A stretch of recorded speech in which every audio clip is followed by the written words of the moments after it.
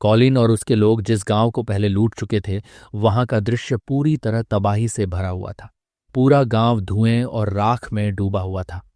जली हुई लाशों के बीच घनी मूंछों वाला कॉलिन उन लोगों की लाशों पर बैठा आराम से खाना खा रहा था जिन्हें उसने अभी अभी मार डाला था।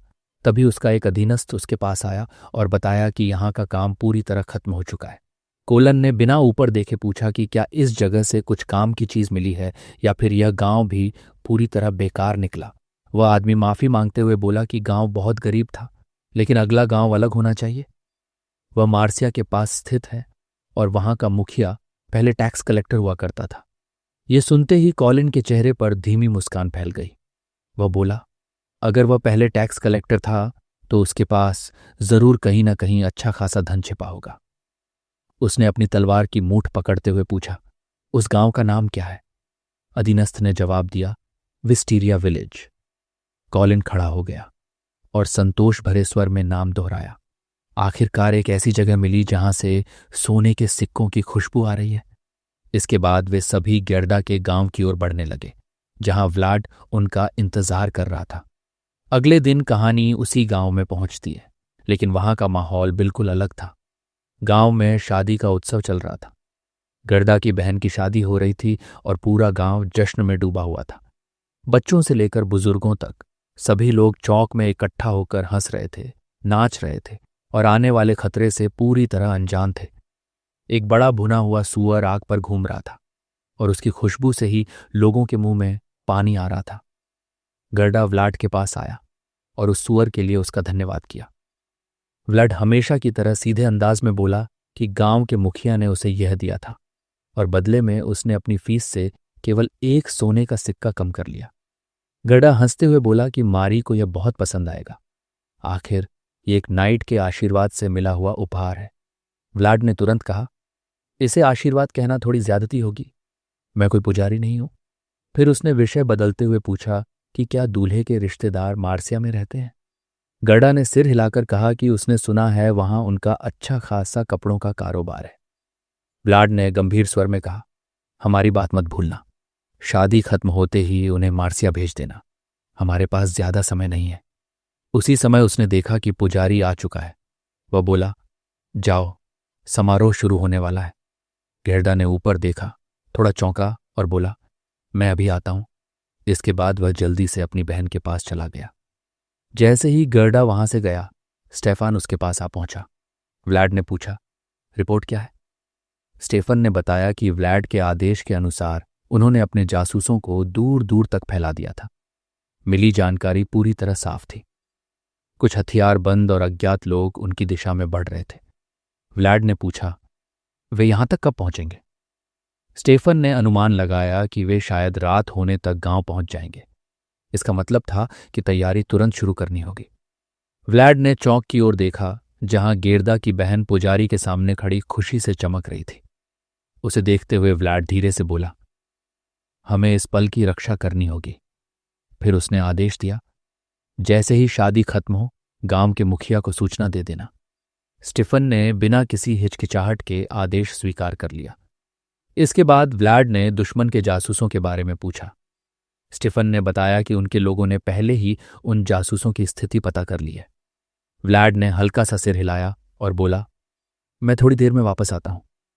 इतना कहकर वह तुरंत वहां से निकल गया। दृश्य बदलकर पहाड़ियों के बीच स्थित एक गुफा में पहुंचता है। गुफा के अंदर कोलीन के जासूस छोटी आग के चारों ओर बैठे हुए थे और उनका हाल बहुत खराब था।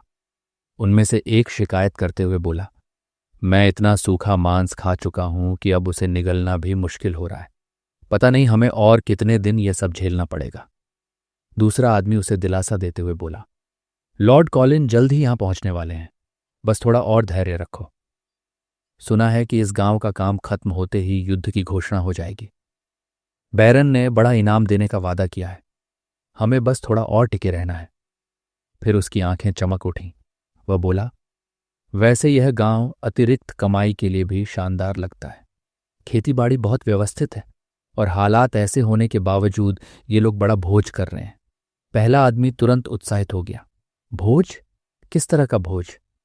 दूसरे ने सिर हिलाते हुए कहा, सुबह से ही चल रहा है और वहां एक पूरा भुना हुआ सूअर भी है सूर। ये शब्द हवा में गूंज ही रहा था कि अचानक एक नई आवाज सुनाई दी। दुर्भाग्य से तुम लोग उसका स्वाद कभी नहीं चख पाओगे। तीनों जासूस एकदम जम गए। गुफा के प्रवेश द्वार पर व्लाड खड़ा था। उसकी तलवार खींची हुई थी और चेहरे पर बेहद ठंडा और खतरनाक भाव था। तीनों आदमी डर से पत्थर जैसे बन गए। शाम होने लगी। उधर कॉलिन और उसके लोग गांव के पास पहुंच गए, लेकिन जैसे ही उनकी नजर सड़क पर पड़ी वे वहीं रुक गए। उनके 3 सैनिक सड़क किनारे क्रॉस पर लटकाए गए थे। कॉलिन घूरते हुए बोला, क्या ये सच में मेरे ही आदमी हैं? उसका अधीनस्थ बिना किसी संदेह के इसकी पुष्टि कर देता है। कॉलिन कुछ पल चुपचाप सोचने लगता है। उसने ऐसे लोगों को भेजा था जो किसी साधारण गांव के पहरेदारों से कहीं ज्यादा ताकतवर थे, फिर भी उनमें से एक भी वापस नहीं लौटा। वह निष्कर्ष निकालता है कि गांव में जरूर कुछ छिपे हुए भाड़े के सैनिक या उसी स्तर के योद्धा मौजूद हैं। उसका अधीनस्थ पूछता है, अब हमें क्या करना चाहिए? कॉलिन उसकी तरफ ऐसे देखता है जैसे उसने कोई बेवकूफी भरा सवाल पूछ लिया हो। वह कहता है, जब कोई इस तरह की चेतावनी भेजता है तो उसका जवाब भी उसी तरह दिया जाता है। अब वे सीधे गांव के मुख्य द्वार के सामने खड़े थे और उन दरवाजों के दूसरी तरफ व्लाड मौजूद था। कॉलिन गहरी सांस लेकर इतनी जोर से चिल्लाता है कि रात की हवा तक कांप उठती है। मेरे आदमियों को फांसी पर लटकाने की हिम्मत किसने की? सामने आओ। अगर अभी इसी वक्त ये दरवाजे नहीं खुले तो मैं इस गांव के हर इंसान का सिर काट दूंगा।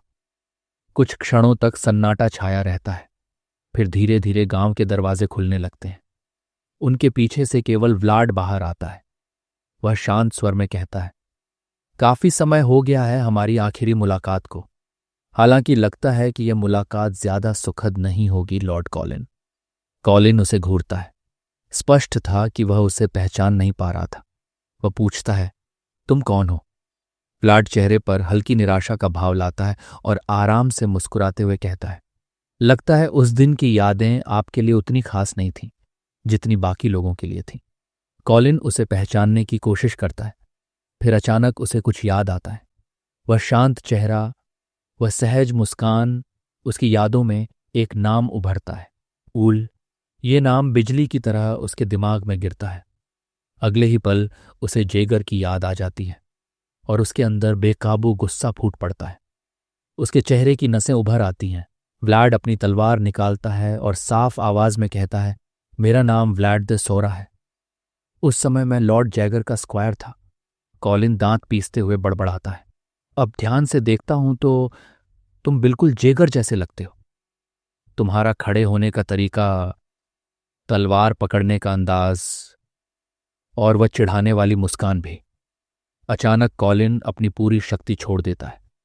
उसकी आंखें गुस्से से जल उठती हैं। वह पूरी ताकत से व्लाड की तरफ झपट पड़ता है। चिल्लाते हुए कहता है, तू बेयजित का कुत्ता है।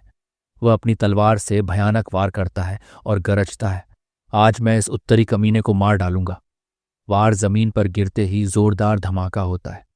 चारों तरफ धूल और मलबा उड़ जाता है, लेकिन जब धूल छंटती है, व्लाड अब भी वहीं खड़ा था। उसने हमला रोक लिया था।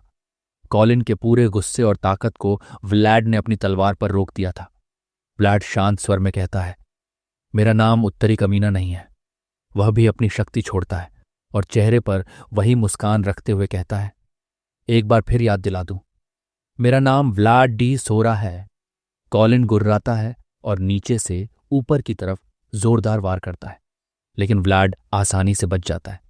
कॉलिन फिर हमला करता है, बाएं से, दाएं से, ऊपर से, लेकिन व्लाड हर एक वार को रोक देता है, बिना एक भी फालतू हरकत किए। कॉलिन के सैनिक ये दृश्य देखकर बेचैन हो जाते हैं। एक सैनिक पूछता है, हमें क्या करना चाहिए? दूसरा तुरंत चिल्लाता है, हमला करो, लॉर्ड कॉलिन का साथ दो। सभी सैनिक अपनी तलवारें निकालते हैं और ढालें उठाकर आगे बढ़ने लगते हैं। तभी अचानक एक तीर सीधा एक सैनिक के चेहरे को भेद देता है। गांव की दीवारों पर बने टावरों से भाड़े के तीरंदाज हमला शुरू कर देते हैं।